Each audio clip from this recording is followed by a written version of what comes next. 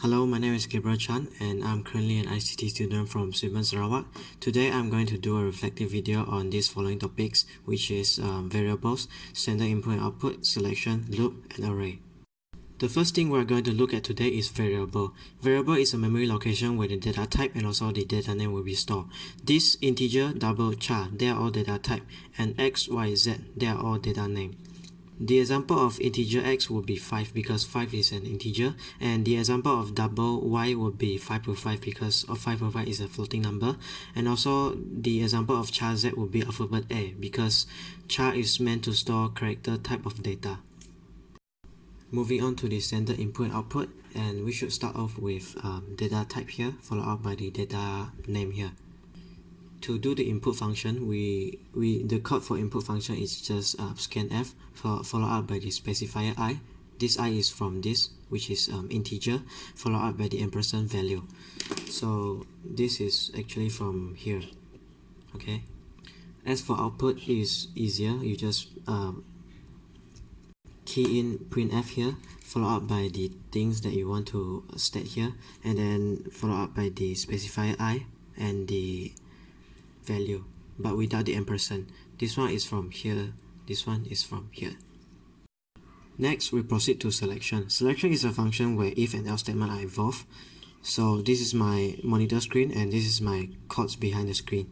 In this program, we would like to ask the user to enter their age, and then we will print out the ticket price according to their age. So we start off with identifying the data type first, followed up by the data name. And this process here actually ask the user to input their age, and then what they input for the age here actually will bring us here. In this case, if the user input is less than 10, which means that the user is less than 10 years old, the ticket price will be 5. And if the user input something that is bigger than 10, the ticket price will be 15. Let's say the user input enter age, the user input 5 here, the ticket price will be 5 ringgit. Next, let us proceed to loop, and in this case we will be looking at for loop.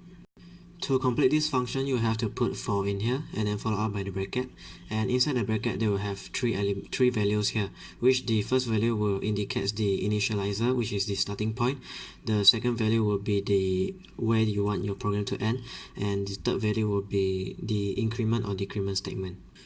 In this case, it actually means that if I is less than 3, a star will be printed. So when the program runs for the first time, the initial will be 0, and is 0 less than 3? Yes. So 0 will turn into 1 now because of this I++ increment. So it's 1 less than 3? Yes. The second star will be printed, and the 1 will turn into 2 now because it's 1++, and it's 2 less than 3? Yes. The third star will be printed, and then which will lead to 3 now. Is 3 less than 3? No, which the program will eventually stop here, and 3 star will be printed. Moving on to our last topic of today, which is array. And in array, we have one-dimensional array and also two-dimensional array.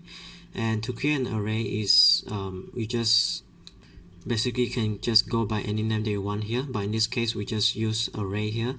And for one-dimensional array, the bracket and also the value here actually determines how many slots you want here. In this case, we have 5 here, so 5 slots will be created, and the first slot will always start from 0. So 0, 1, 2, 3, 4. So how do we locate x? It will be array 0. How do we locate y? It will be array 2. And lastly, how do we locate z? It will be array 4. As for two-dimensional array, is actually the same thing with just another bracket added here, and the first bracket actually represent the row and the second bracket actually represent the column. Row, column. As for the row is with the 0 at the top, and for the column the 0 at the left hand side. So how do we locate x here? X here. So just let us look at the row first. It will be 0 and then column 0, 0, 0. As for y, it will be 1, 1. As for z, it will be 0, 2.